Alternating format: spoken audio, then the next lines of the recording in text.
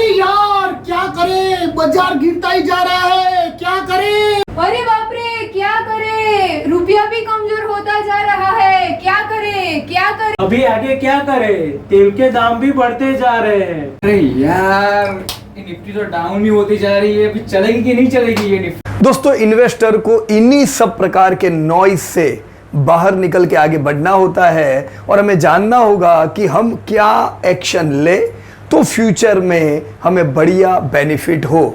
चाहे बाजार गिरे, चाहे रुपया डेप्रिशिएट हो, चाहे क्रूड ऊपर जाए, हमारा एक्शन क्या है उससे फ्यूचर डिपेंड करता है। तो आइए दोस्तों, मैं आप सबका स्वागत करता हूं जॉली जुलाई के निफ्टी इंडाइसेस व्यू में। जैसा हम हर महीना दोस्तों मंथ के शुरुआत में हम डिस्कस करते हैं कि निफ्टी कैसा रहना चाहिए, हमें एज ए इन्वेस्टर क्या स्ट्रेटेजी करनी चाहिए जो हमें दोस्तों इन्वेस्टमेंट में काम लगे। तो आज का हमारा डिस्कशन 3 पार्ट में बटा हुआ है। हम पहले डिस्कस करेंगे पिछले महीने हमने क्या बातचीत की थी, पिछले महीने यानी कि जून में असल में क्या हुआ, एंड लास्ट जुलाई में हम क्या उम्मीद करें। इसके साथ दोस्तों हम कुछ ब्रॉडर इंडाइसेस के बारे में भी डिस्कस करेंगे और मेरे हिसाब से आज के इस वीडियो से हमें आने वाले समय का एक्शन प्लान क्या हो वो पता चल जाएगा। दोस्तों, जून महीने में निफ्टी, जून महीने की शुरुआत में निफ्टी था 16,585। हमने ऑलरेडी 17 महीने की 7511 7511 से 18605 यानी कि 11,000 पॉइंट की एक शानदार रैली हम लोग दोस्तों देख चुके हैं और उसके बाद पिछले 8 महीनों से ऑलरेडी एक करेक्शन आया हुआ है। बाजार दोस्तों 3422 पॉइंट्स टूटा है।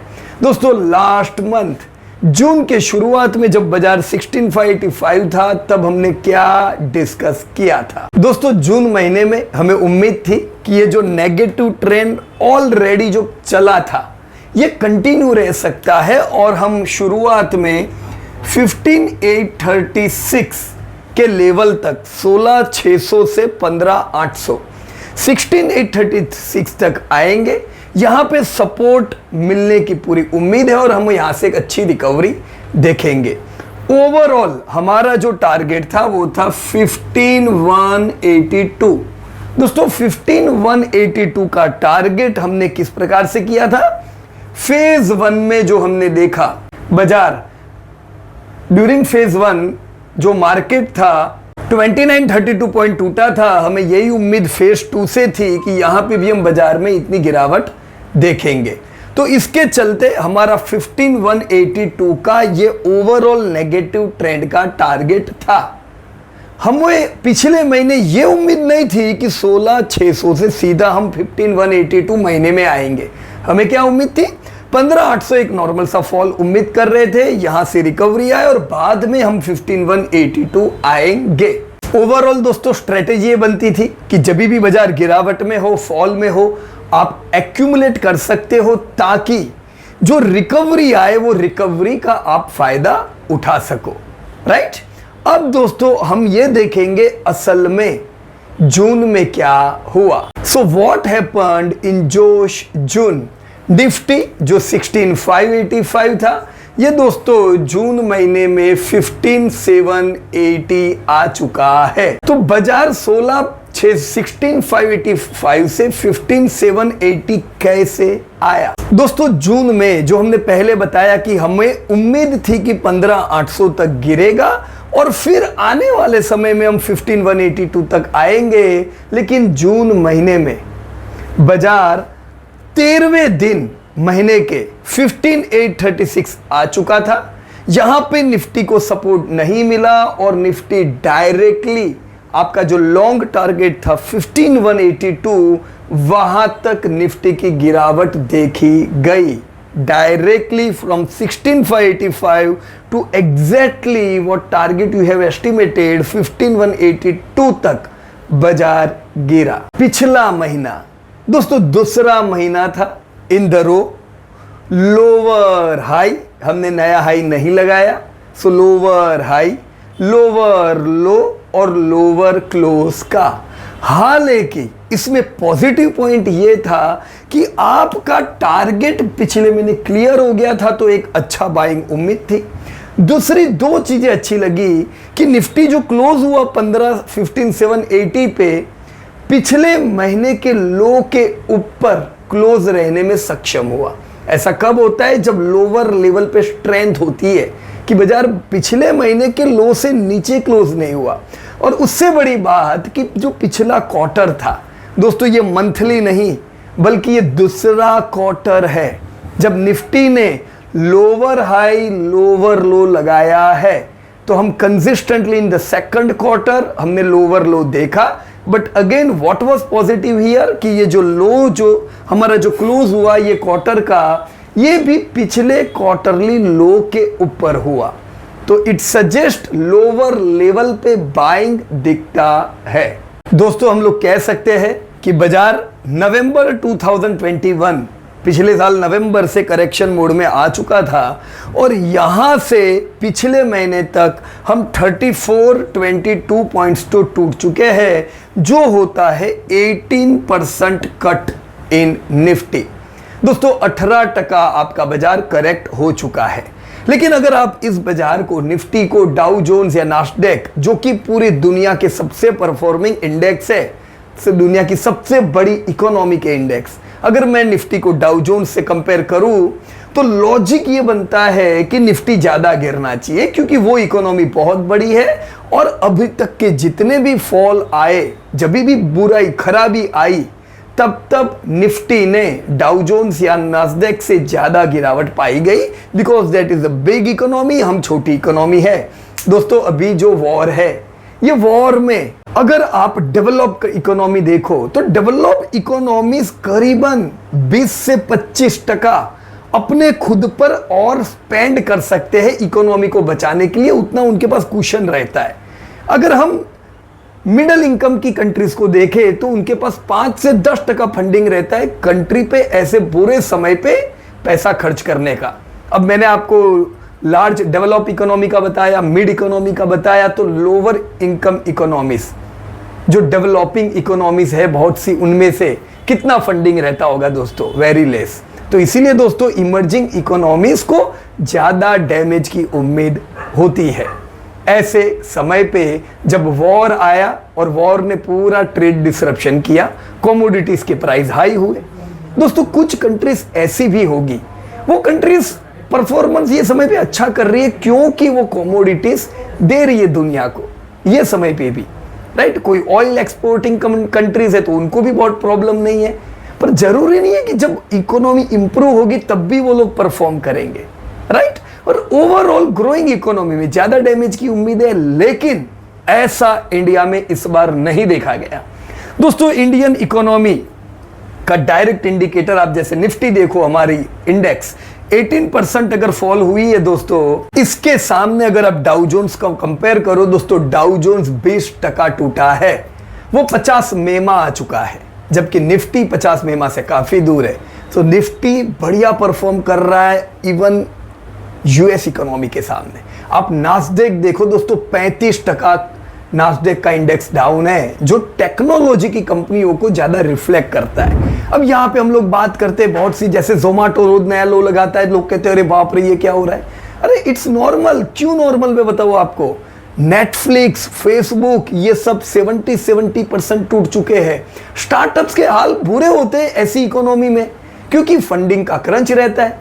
तो ये तो इंडिया की एक छोटी सी कंपनी है सेम टेक्नोलॉजी फील्ड में, यहाँ पे हाल कैसे होंगे दोस्तों? अलग उम्मीद मत करो, पहले देखे कि क्या चल रहा है, जिससे आप उम्मीदें भी प्रॉपर रखो, है ना। देखो तेजी में बहुत से लोग कहते थे हमको भी प्री आईपीओ इन्वेस्ट करना है, स्टार्टअप्स में इन्वेस्ट करना है। आप सोचो जब लार्ज इकोनॉमीज 25-30% टूटती है, कुछ मिड इकोनॉमीज उनसे ज्यादा टूटती है, कंपनियां और ज्यादा टूटती है, स्मॉल कैप के हाल बुरे होते हैं, तो अभी इनके स्टार्टअप्स के हाल क्या होंगे? ये समय वो नहीं है जब आप उनसे अच्छा उम्मीद करो, राइट, जब पूरी इकोनॉमी बुरी हो दुनिया की, राइट। तो थोड़ा अंडरस्टैंडिंग रखे इकोनॉमी का, दुनिया का और इंडिया का, राइट। यहां पे हमने देखा निफ्टी 18% डैमेज, डाउ zone 20% damage, Nasdaq 35% damage. Overall दुनिया की दूसरी इकोनॉमी से इंडिया बढ़िया ही परफॉर्म कर रहा है, बट यस इंडिया भी कनेक्टेड है वर्ल्ड से। Just think about it, US की इकोनॉमी अभी जो Q2 उनका आएगा वो नेगेटिव आएगा, उसकी उम्मीद है। तो वो तो पूरा नेगेटिव ग्रोथ आने वाला है। इंडिया का जो Q1 के जो जीडीपी डेटा आएंगे, मैं अभी से बता दूं दोस्तों, ये 12 से 15% की ग्रोथ में होंगे, 12-15% का ग्रोथ आएगा। ओवरऑल पूरे साल का भी ग्रोथ हमें 8-9% उम्मीद है। तो यहां पे वो प्रॉब्लम नहीं है, but as you are connected with raw material with different countries, आपके प्रॉफिटेबिलिटी टूटेगी तो बाजार भी रिएक्ट कर रहा है। इंडिया में इंटरनल प्रॉब्लम नहीं है, एक्सटर्नल फैक्टर की वजह से बाजार टूट रहा है। जस्ट डाउ जोन्स और इंडिया का कंपेयर किया, जस्ट आज ही अभी मैं ये रिकॉर्डिंग कर रहा हूं, जीएसटी के डेटा है, कैसे आए, अमेजिंग दोस्तों। पिछले साल का Q1, इस साल का Q1 37% का ग्रोथ। अब हमारे लिए 1 लाख करोड़ प्लस का जीएसटी नॉर्मल हो चुका है। So India is going to fly, there is no doubt about it. दोस्तों असल में 18% नहीं 23.6% फॉल को नॉर्मल माना जाता है। ऐसे फॉल हमने पास्ट में भी कहीं देखे हैं। 2000 में दोस्तों हमने 50% प्लस का कट देखा था, 2008 में हमने 60% प्लस का कट देखा, 2011 में हमने अगेन 25% 29% का कट देखा, 2014 में अगेन दोस्तों हमने 25% का कट देखा, कोविड में जस्ट 2020 में आपने 40% का कट देखा। तो ये मत सोचो कि बाजार गिर रहा है मैं क्या करूं, ऐसा नहीं है, दिस इज नॉर्मल। 20 अभी तो 18% ही टूटा है, अभी से चिंता हो गई है, राइट। और ये तो आपका टारगेट जो सोचा था वहां आया है, व्हाई वी आर वरीड। ये सब चीज आने वाले समय में भी रिपीट होगी। If we can't digest volatility तो फिर शेयर बाजार कैसे करेंगे, ये वॉलेटिलिटी तो डाइजेस्ट करनी पड़ेगी। ये सब फॉल आने के बावजूद भी आपको एन्युअली 12-15% रिटर्न मिलने ही वाले हैं। ये रिटर्न ये सब फॉल को गिन के होते हैं। तो जैसा मैंने बात किया कि 20% प्लस के तो 6 बार फॉल हम देख चुके हैं, this is also one type of fall, हम ये भी बिता देंगे और बढ़िया रिटर्न दोस्तों मिलेंगे। उम्मीद रखे, पॉजिटिव होने की जरूर नहीं है, नेगेटिव होने की जरूर नहीं है, फैक्ट के साथ चले। इन्फ्लेशन आया है जो रीढ़ की हड्डी तोड़ेगा, सबकी जेब से खर्चे बढ़ाएगा, कंपनियों के प्रॉफिट तोड़ेगा। तो Q1 में इसकी इफेक्ट देखेंगे, Q2 में देखेंगे, Q3 में देखेंगे। तो ये 9 महीने तो आपको इन्फ्लेशन को सहन करना ही है।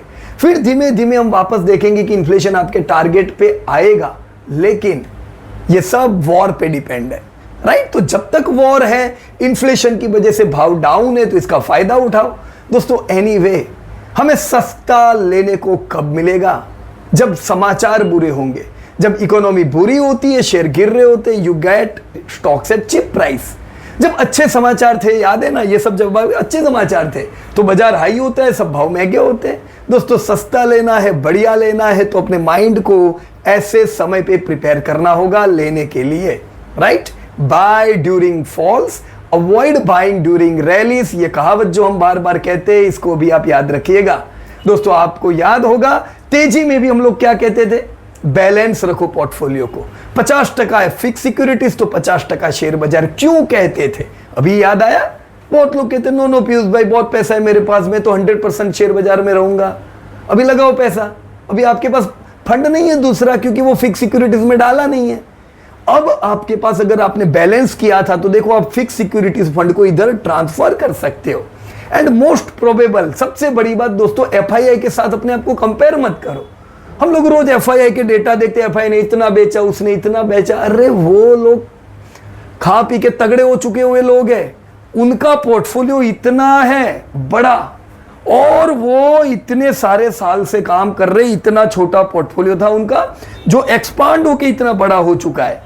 अब जब उनको इकोनॉमी बुरी लगती है तो उनको पता है कि इकोनॉमी बुरी है, कुछ समय तक हमें रिटर्न नहीं मिलेंगे, तो ऑब्वियस सी बात है कि वो यहां से पैसा कैश में ट्रांसफर करेंगे कि नहीं करेंगे, क्योंकि उनको 2 बार पड़ती है।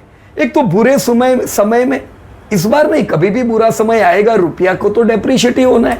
तो एक तो रुपया डेप्रिशिएट हो, 18% मार पड़े तो उनको ऑलरेडी 21-22% का नुकसान हो जाता है, राइट। तो ऐसे केस में गलत उम्मीद मत करें। इनको ऑलरेडी बढ़िया पैसे मिले हुए, ये लोग 1990 के जमाने से इन्वेस्ट कर रहे हैं, राइट? तो ये थोड़े कैश में डाइवर्ट होंगे, पर हम इनको अपने आप से कैसे कंपेयर करें? अरे अपना पोर्टफोलियो अभी इतना है, हमें तो अभी 10-20 साल में ऐसा पोर्टफोलियो बनाना है, तो वो बेच रहे हम बेचेंगे, ये थोड़ी ना चलेगा। वो उनकी स्ट्रेटेजी कर रहे, अपनी स्ट्रेटेजी क्या बनती है? आने वाले 9-10 सालों में पोर्टफोलियो तगड़ा हो जाना चाहिए। जो क्वांटिटीज मुझे खरीदनी है वो ऐसे समय पे खरीदनी पड़ेगी ताकि एफआईआई जैसा आप भी कर सको आने वाले टाइम में। अभी मत कंपेयर करो, राइट? तो अब हम ये देखते हैं दोस्तों, हमने इंपॉर्टेंट पहलू देखा कि हमने क्या बात की थी पिछले महीने, क्या हुआ ये महीने, और अगले महीने अब क्या उम्मीद करें। What we will expect in joyful July, right? ये जॉयफुल जुलाई है, डेंजरस जुलाई नहीं है।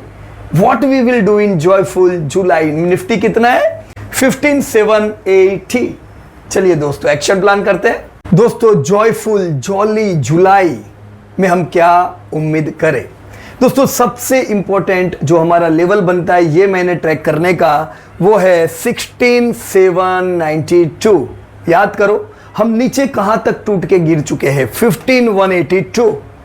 हम अभी कहां पे है? 15,780। और अभी इंपॉर्टेंट कौन सा लेवल ट्रैक करना है? 16,792। तो 1000 पॉइंट ऊपर, इतना ऊपर थोड़ी ना इंपॉर्टेंट लेवल होता है। लेकिन दोस्तों अभी हम गिरे हुए हैं, बाजार लोअर पीई पे है, एक अच्छे पीई पे बाजार है, हम रिकवरी उम्मीद करेंगे।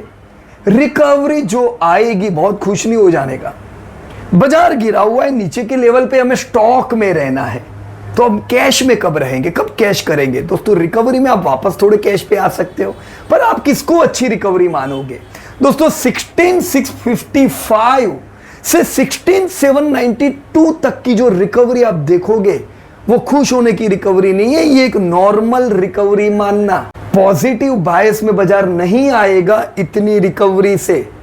पॉजिटिव बायस में बाजार तब आएगा अगर बाजार 16,792 के ऊपर निकलता है, जो कि पिछले महीने का हाई है। हमने 2 महीने से नया हाई नहीं देखा है। तो रिकवरी कब देखेंगे? जब बाजार को आदत पड़े महीने में नया हाई लगाने की, जो आदत के लिए उसको 16,792 पार करना पड़ेगा। तो एक नॉर्मल रिकवरी 16,655 तक की तो बनती है। ये आपका 52 वेमा है। 16,655 से 16,792 की रेंज को हम नॉर्मल रिकवरी बोलेंगे। बाजार पॉजिटिव बायस में तब आएगा जब बाजार 16,792 को जुलाई में पार करेगा। दोस्तों 16,792 पार करे निफ्टी तो हम उम्मीद करेंगे कि बाजार 17,530 और इसके भी ऊपर 18,100 तक की एक रिकवरी दे सकता है। ये रेंज में 17,530 से 18,100 की रेंज में हमें 5% प्रॉफिट बुकिंग करना चाहिए। तो बहुत से लोग खुश हैं जिन्होंने ये फॉल में माल लिया हुआ है, तो वो सोचेंगे मैं कब प्रॉफिट बुकिंग करूं। इधर नहीं करने का, ये नॉर्मल रिकवरी है। प्रॉफिट बुकिंग थोड़ा सा 5% अगर कैश पे आना है तो कब आएंगे अपन? 17,530 के ऊपर जब बाजार निकले, वहां से लेके 18,100 की रेंज में you can book some 5% profit, ताकि थोड़ी कैश रहे। देखो लोअर लेवल पे स्टॉक में रहना है, उसी तरह से जब रिकवरी आती है तो हमें थोड़ा कैश में रहना है ताकि गिरावट में हम ले सके। लोअर लेवल पे क्यों स्टॉक में रहते? ताकि रिकवरी में फायदा उठा सके। It's a very simple and logical thing. तो ये हमारा दोस्तों 5% प्रॉफिट बुकिंग की जगह हो गई। मैंने 18,100 इसलिए लिखा है क्योंकि मैंने आपको पहले बताया ये दूसरा क्वार्टर है, हमने लोअर लो लगाया है, हम हाई नहीं लगा रहे हैं। तो पिछले क्वार्टर का हाई क्या है ध्यान में रखने का। हम हाई नहीं कुदाएंगे तब तक हम करेक्शन मोड में रहेंगे। तो अभी हम क्यों उम्मीद करें कि बाजार 1800 के ऊपर चला जाए जब उसकी आदत ही नहीं है। We will book some profit 5%। फिर अगर बाजार ब्रेकआउट देके चलता है तो हम तो हैप्पी ही है, 95% माल तो पड़ा हुआ है, राइट। और बाजार गिरता है तो भी हम हैप्पी है, 5% कैश भी है जो हमको थोड़े शेयर लेने में काम लगेगा। ओवरऑल ये करेक्शन पीरियड में क्या आपको डिविडेंड नहीं मिला?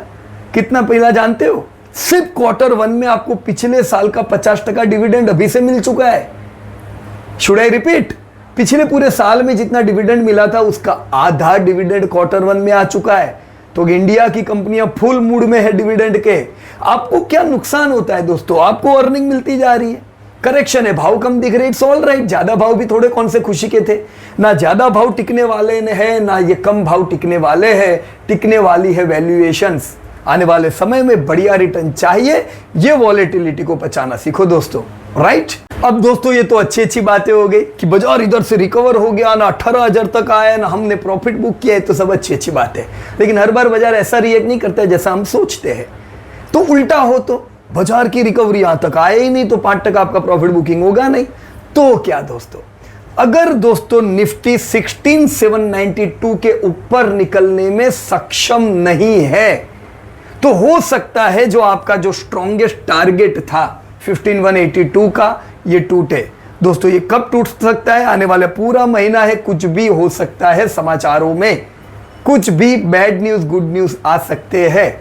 तो दोस्तों ऐसे केस में अगर बाजार 16,792 को पार नहीं करता है तो बाजार गिर के 15,044 आ सकता है, जो एक नॉर्मल है। अब पहले भी तो गिर के 15,182 आए थे, तो और 200 पॉइंट नीचे क्या फर्क पड़ता है?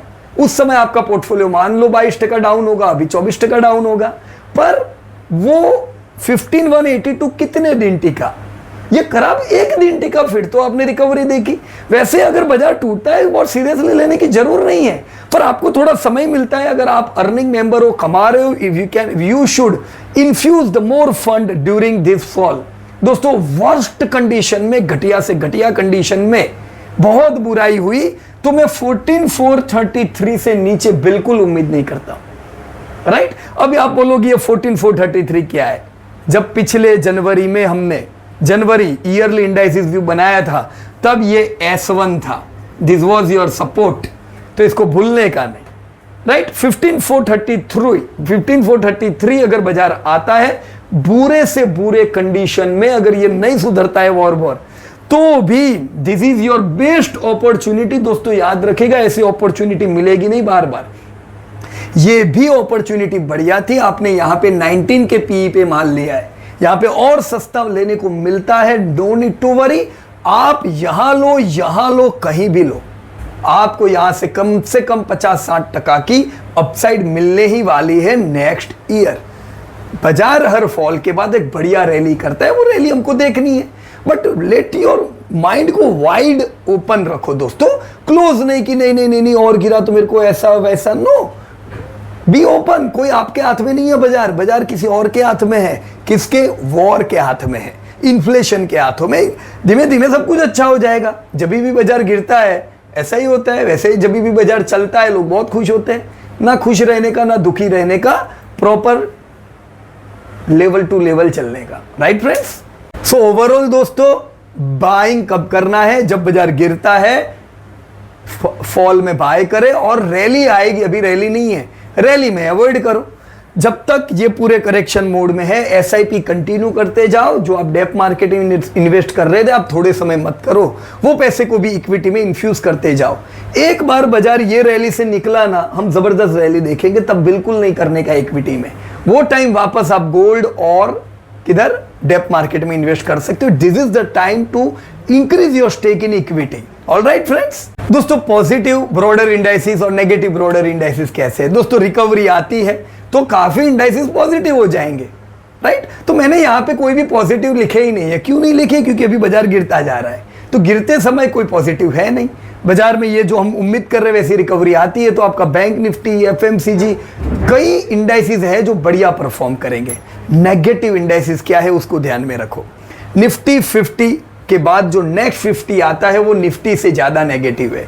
मैंने पहले ही बताया ज्यादा मार किधर पड़ती है, नीचे की कंपनियों में, small cap, ultra small cap, micro cap, वो सब में ज्यादा मार पड़ती है। तो next 50 is negative, Nifty 100 is negative, right, पर Nifty 50 is not negative, we can expect recovery.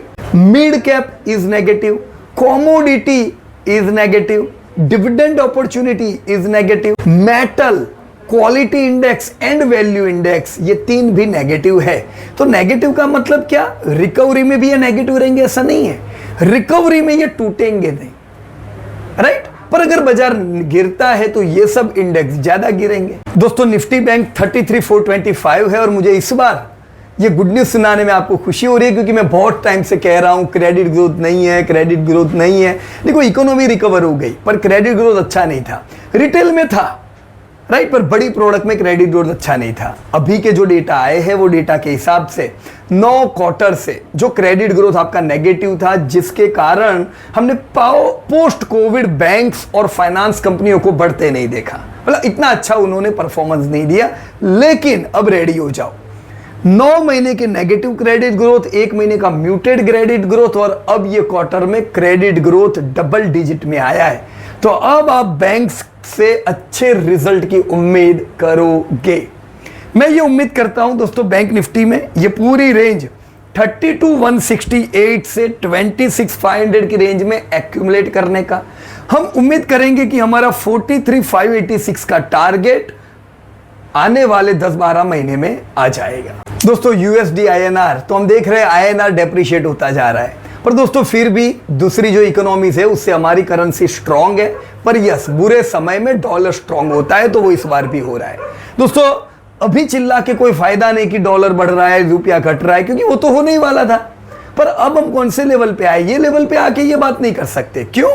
73 से 68 की रेंज में वैसे भी हमने कहा था ये स्ट्रांग लेवल है यूएसडी आईएनआर के, और यहां से हम रैली कितनी देखने वाले थे?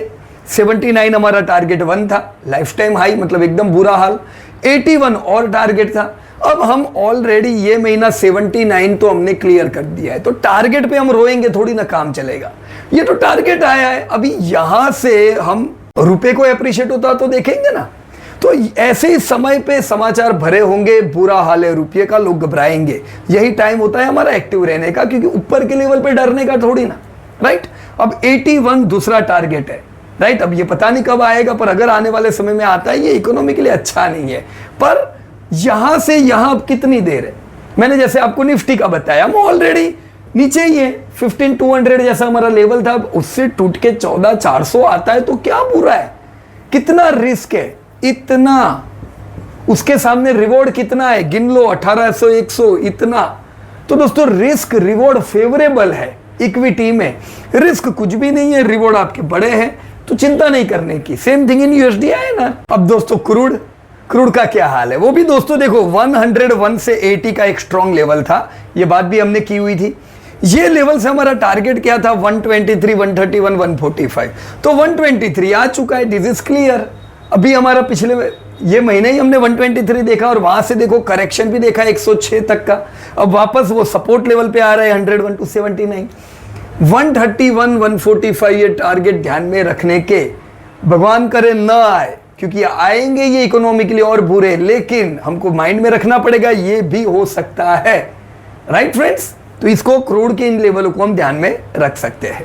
दोस्तों बिटकॉइन, मेरे को बहुत लोग कहते हैं कि हर 4 में से 1 मिलेनियल ने यहाँ पे इन्वेस्ट किया हुआ है, तो क्या बहुत पॉजिटिव बात है? दुख की बात है, अच्छी बात थोड़ी ना है, राइट। यहाँ पे हमको वैल्यूएशंस क्या मिलेंगे? चलो अभी ये बिटकॉइन 2 साल से गिर रहा है, हमको कुछ और फायदे हुए, तो ये एसेट कैसी हुई जो खाली भाव बढ़ने से फायदा है? ऐसी एसेट पे आपको पूरा भरोसा रखना चाहिए। मैं नहीं कहता मत डालो, देखो हम ना 50,000 पे पॉजिटिव थे, ना हम 20,000 पे नेगेटिव है, हमको क्या लेना देना। हमने कभी वैसे बिटकॉइन में इन्वेस्ट नहीं किया है, बट फॉर योर सेक हम इनके लेवल बरसों से आपको बता रहे हैं, राइट। क्योंकि ये एसेट हमें प्राइस एप्रिशिएशन के अलावा कुछ नहीं देती है, इसीलिए इसमें अगर आप डालते हो लिमिटेड पैसा डालो। आप इसके वॉलेटिलिटी देखो, अच्छे समय में ये बढ़िया रैली कर रही थी, तो अच्छे समय में तो सब रैली करता है। सही परीक्षा कब होती है? बुरे समय में। बुरा समय आया 9 महीने में दोस्तों ये 35,000 पॉइंट टूटा है। Just understand the volatility. फिर जब चला, ये थोड़ा चला, अगेन 9 महीने में 30,000 पॉइंट टूटा है। पर मैं आपको लोअर लेवल पे नेगेटिव नहीं करूंगा, जैसे मैंने आपको ऊपर के लेवल पे पॉजिटिव नहीं किया था। बुरा लगता है, उस समय आप पॉजिटिव थे, मेरे को आपको रोकने में बुरा लगता है, पर क्या करें, यहां पे भी नीचे है, मेरे को आपको नेगेटिव होने से बचाना है, क्योंकि मैं यहां पे 16,500 तक का एक फॉल उम्मीद करता हूं। ये दोस्तों 100 मेमा है। अब यहां से एक अच्छी रिकवरी आएगी। जिनको लगता है मैं ट्रैप हो गया हूं, इधर बेचने का जरूर नहीं है। 16,500 से रिकवरी मेरे ख्याल से 25-27 हजार तक की हम उम्मीद करेंगे। शांति से 27,000 पे थोड़ा बुक करना, right. So this is bitcoin. We do not recommend but yes we give levels. Okay, अब दोस्तों रिफाइंड गोल्ड फ्यूचर पे आ जाते हैं। मतलब फ्यूचर मत खरीद लेना, ये मैं प्रॉपर गोल्ड खरीदने के लिए रिकमेंड करता हूं। 51 to 43 प्राइस है। देखो उसमें भी रैली आई थी, बहुत समय इसने आराम किया था, पर ये समय पे हमको मिलता क्या था? गोल्ड हमें जस्ट लाइक बिटकॉइन, जैसा आपने बिटकॉइन की बात किया, ये हमें एनुअल इनकम या कोई एडिशनल बेनिफिट देता नहीं है, पर ये कम से कम ज्वेलरी में तो काम लगता है ना। तो गोल्ड का वो फायदा है, एक एक्स्ट्रा प्राइस बढ़ने के अलावा का फायदा, राइट। अभी भी गोल्ड दोस्तों 53 से 45 की रेंज में चल रहा है। तो ये एक रेंज बाउंड मोड है। आपको एसआईपी करनी हो एसआईपी कर सकते हो। जिनको लगता है कि मेरे को गोल्ड इकट्ठा करना है, yes this is right time to accumulate gold, करना चाहिए, राइट। लोअर लेवल पे 45 पे आप थोड़े एग्रेसिव हो सकते हो, 53 पे थोड़ा प्रॉफिट बुकिंग करना हो आप कर सकते हो। So this is gold a good asset to accumulate. दोस्तों जीडीपी का डेटा भी आपको दिया हुआ है। कोविड में कैसा था? नेगेटिव जीडीपी -7, फिर कैसा? बढ़िया पूरी वी शेप रिकवरी। ये साल 3.2 ट्रिलियन जीडीपी इंडिया का आएगा। Still it is not published, पर आप देखोगे दोस्तों हम 3 ट्रिलियन पार कर चुके हैं। 8% के ग्रोथ की दोस्तों हमें उम्मीद है, आने वाले समय में भी 7-8% का ग्रोथ मिलेगा। So in India definitely we can invest, there is absolutely no problem. दोस्तों कुछ फंडामेंटल डेटा डिस्कस कर लेते हैं। हमें कितने ग्रोथ की उम्मीद है? दोस्तों देखो Q1 मैंने आपको पहले बताया 12-15% का जीडीपी ग्रोथ आएगा, पर वो क्यों आएगा? लो बेस की वजह से, क्योंकि पिछले साल Q1 में भी लॉकडाउन थे, वेव 2 थी। इस बार के Q1 में ऐसा कुछ भी नहीं था। तो ये इसका ग्रोथ एक बेस, लो बेस की वजह से एक ग्रोथ दिखने वाला है। पूरे साल आपको कुछ 12-15% नहीं रहेगा, साल खत्म होते होते हम 8% रहेंगे। पर हम निफ्टी में 20% के सेल्स ग्रोथ की उम्मीद रखेंगे। निफ्टी की जो कंपनियां हैं वहां पे प्रॉफिटेबिलिटी हमारी डैमेज हो सकती है। दोस्तों अभी मेरे को भी नहीं पता है प्रॉफिट कैसे रहेंगे, लेकिन Q4 में प्रॉफिट डैमेज थे। पूरे साल में आपको इफेक्ट इसलिए नहीं दिखी क्योंकि एक ही क्वार्टर था।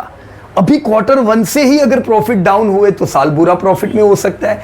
अभी मैं 0% ग्रोथ की उम्मीद रखता हूं, फिर देखेंगे Q1 में हम इसको एडजस्ट करेंगे नतीजे आने के बाद, राइट। तो मेरे को उम्मीद नहीं है ये साल प्रॉफिट बढ़ेंगे।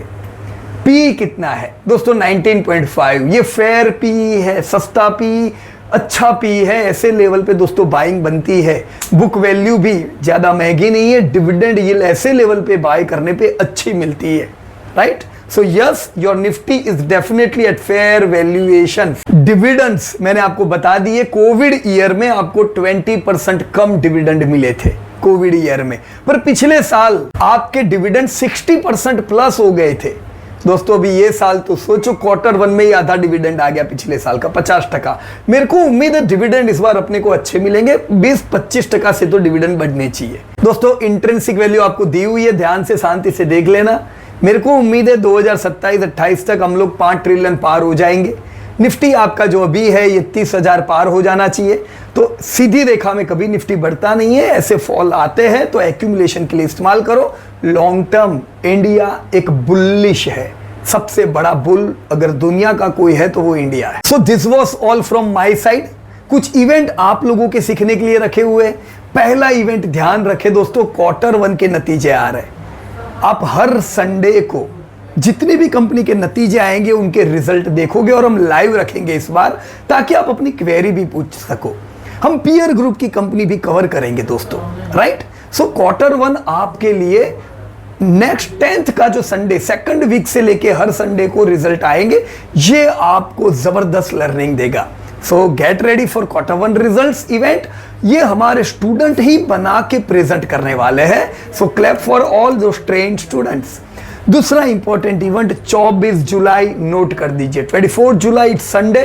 राजकोट, अहमदाबाद एंड जयपुर के स्टूडेंट्स के लिए हमने 5 स्टेप टुवर्ड वेल्थ का आयोजन किया है, जो हम हर साल आपके सिटी के इन्वेस्टर्स के लिए दोस्तों बाजार कैसा चल रहा है, इकोनॉमी का हाल क्या है, ये सब बातें करते हैं जो आपको बहुत काम लग सकती है। सो 24 जुलाई बुक्ड फॉर अहमदाबाद, राजकोट, जयपुर। जुलाई में कोई नई बैच चालू नहीं होगी। अब हमारी 2 बैच ऑलरेडी रनिंग है, हमको वहीं पे फोकस करना है। अगस्त महीने में 20 अगस्त के आसपास एक नई बैच स्टार्ट होगी। जो लोगों को शेयर मार्केट सीखना है वो लोग अगस्त बैच के लिए विंडो ओपन हो चुकी है, बंद हो जाए उससे पहले बुक कर सकते हैं। So thank you very much and best of luck to everybody. जय हिंद दोस्तों।